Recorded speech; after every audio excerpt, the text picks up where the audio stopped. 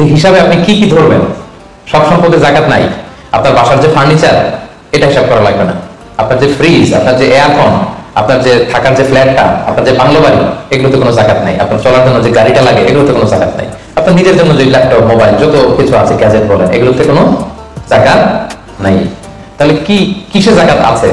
যাকাতেবল asset কি, যাকাতযোগ্য সম্পদ কি, সেটা আমরা শুনি। 1 নম্বর হচ্ছে সোনা রূপা, gold and silver in its any form, যে কোনো ফর্মে, যে কোনো ফর্মে।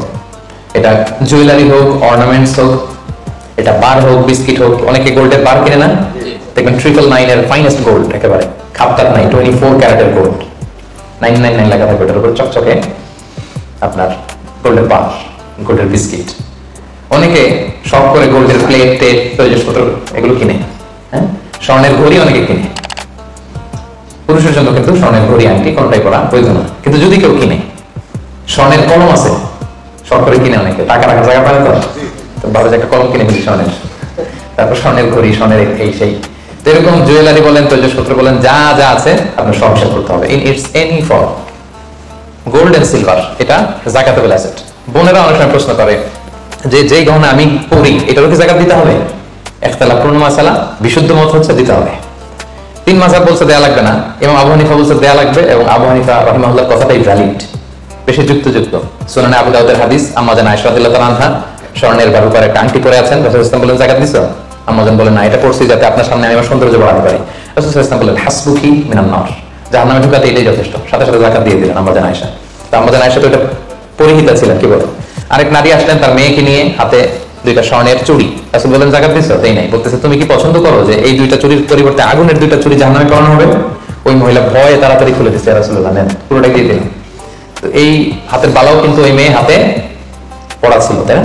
এতে করে বোঝা যায় যেই জুয়েলারি আমার বোনেরা আপনারা ইউজ করেন, সেটারও যাকাত দিতে হবে, সেটারও যাকাত দিতে হবে। আপনার সিন্ধুকে থাক, গলায় থাক, আপনি সব কাউন্ট করে যাকাত দিবেন। তবে আপনি বিক্রয় মূল্য হিসাব করবেন, কারণ আপনি 1 লক্ষ টাকা দিয়ে একটা নেকলেস কিনছেন, বেচতে গেলে 1 লক্ষ পাবেন? কথা বলেন নাই, পাবেন? এটার সাথে খাদ আছে, এটার মেকিং চার্জ আছে, জুয়েলারি দোকানের একটা মেকিং চার্জ রাখে। তো আপনি যখন আপনার নেকলেসটা বিক্রি করতে যাবেন, ওরা 20% কাট করে দিবে।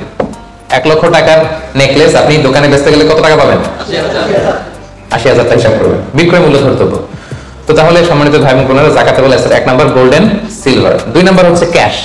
ধরেন আজকে আমি আমার যাকাত হিসাব করতে বসছি, তো আমি দেখতেছি আমার স্বর্ণ টর্ণ কি আছে না আছে, আমি হিসাব করতেছি। স্বর্ণের পালা গেল, এবার আমি হিসাব করবো আমার ক্যাশ কোথায় আছে, পকেটে কত, ওয়ালেটে কত, ড্রয়ারে কত, ব্যাংকে কত, কারেন্ট অ্যাকাউন্টে কত, ফিক্সড অ্যাকাউন্টে কত, সেভিংস অ্যাকাউন্টে কত। যত জায়গায় আপনার যত ক্যাশ ফর্মে টাকা আছে, এটা আপনি হিসাব করবেন। এগুলো যাকাতেবল অ্যাসেট। আরো কিছু সম্পদ আছে, এগুলো ক্যাশ না, তবে ইজিলি লিকুইডেট করা যায়, চাইলে টাকা বের করে আনা যায়। যেমন প্রাইস বন্ড অনেক কিনে রাখে না, আমাদের ডাক বিভাগের সঞ্চয়পত্র আছে না, এগুলো ফিক্সড ডিপোজিট, অনেকে ইন্স্যুরেন্স করে, লাইফ ইন্স্যুরেন্স। এগুলো চাইলে আপনি টাকা বানাতে পারেন। তো এটা অনেকে বলে হুজুর, এটা তো ম্যাচিউরড হয় না, কিভাবে করবো? এটা ব্যাংকে আপনি নক দিলে ওরা স্টেটমেন্ট দিবে যে আজকে এই ডিপোজিটটা ভাঙালে কত পাবেন, একটা স্থিতি দেখাবে। এটা আজকের স্টেটমেন্ট, ওই স্টেটমেন্ট আপনি বের করে নিয়ে আসবেন যে আজকে 20 রমজানে যদি আমি এটা ভাঙাই, তা আমি পাবো এত, তাহলে এটার মালিক আপনি, এটা আপনি যোগ দিবেন। তাহলে বুঝতে পারছেন এটা? এগুলো যাকাতেবল অ্যাসেট। আচ্ছা গেল। এরপরে ব্যবসার সম্পদ, উরুদ তিজারা, যত ব্যবসার সম্পদ আছে এটা কিন্তু আপনি যাকাতের হিসাব করবেন। উদাহরণ দিই, একজন বিস্কিট ফ্যাক্টরির মালিক, মানে বিস্কিট বিক্রি করে। তো আজকে আমি যে যাকাতের হিসাব করতে বসছি, আমি আমার কোম্পানিতে ফোন দিয়ে আজকে কত carton biscuit ready to sell, কত কার্টুন, ধরেন 50,000 পিস, তো এটার দাম কত, বিক্রয় মূল্য আমি যোগ দেব। তারপরে বিস্কিট বানাতে যে র মেটেরিয়াল, হ্যাঁ, গম লাগে, সুগার লাগে, ইত্যাদি ইত্যাদি যা লাগে, এগুলোর যে প্রাইস, এটা আমি এটাও আমি যোগ দেব। ওখানে ধরবো না কি, ওখানে ধরবো না হচ্ছে যেটা ফিক্সড অ্যাসেট। ব্যবসার ক্ষেত্রে ফিক্সড অ্যাসেট ধরতে হয় না। যেমন ধরেন আপনার ফার্নিচার বা কারো বিস্কিট ফ্যাক্টরি, তার ফ্যাক্টরির যে জায়গাটা, এটা আসবে না। মেশিনারি, যে মেশিনে করে বিস্কিট বানায়, ওইটা আসবে না। তারপরে ধরেন এটা লরি ট্রাকে করে বিভিন্ন জায়গায় আমি পাঠাই আমার প্রোডাক্টগুলো, এই যে ট্রাকের দাম টাম, এগুলো কিন্তু ধরা হবে না। এগুলো ফিক্সড অ্যাসেট, মেশিনারি ধরতে হবে না। শুধু প্রোডাক্ট রেডি টু সেল অথবা র মেটেরিয়াল, এগুলো ধরবো। শেয়ার বাজার আছে, অনেকে শেয়ার কিনে, এটাও আপনি ধরবেন। ওই দিন আপনি হিসেব করবেন। শেয়ার 2 ধরনের, একটা আছে আপনার প্রাইমারি, একটা নেট ভ্যালুয়েশন করা হয়, পরে এটা একটু দাম বাড়লে অনেকে দেখবেন যে সারাদিন দেখতে থাকে দাম বাড়লো না কমলো, সেকেন্ডারি মার্কেটে সেল করে দেয়, আছে না? তো এটা আজকের দিনে আমার এই শেয়ারটা সেল করলে কত প্রাইস পাবো, ওই প্রাইসটা আমি যোগ দিয়ে দিব। ওকে, আচ্ছা গেল। আরেকটা আছে কোম্পানির শেয়ার কিনে, অনেকে ধরেন বিশাল বড়, বাংলাদেশের বড় কোম্পানি, বেক্সিমকো কোম্পানি, তারপর ওই কোম্পানি, যেটার আপনি শেয়ার কিনবেন, লং টার্ম ইনভেস্টমেন্ট শেয়ার থাকে, ওইটা কিভাবে ধরবেন? ওইখানে কোম্পানির অ্যাকাউন্টে আপনি নক দিলে জাকাতেবল অ্যাসেট কত আছে এটা ওরা বলে দিবে। বড় কোম্পানিগুলোতে ম্যাক্সিমাম 40% জাকাতেবল অ্যাসেট থাকে। এই যে লিস্টগুলো আপনাকে শোনালাম এগুলো হচ্ছে জাকাতযোগ্য সম্পদ, আপনার এগুলোর উপর জাকাত আসে।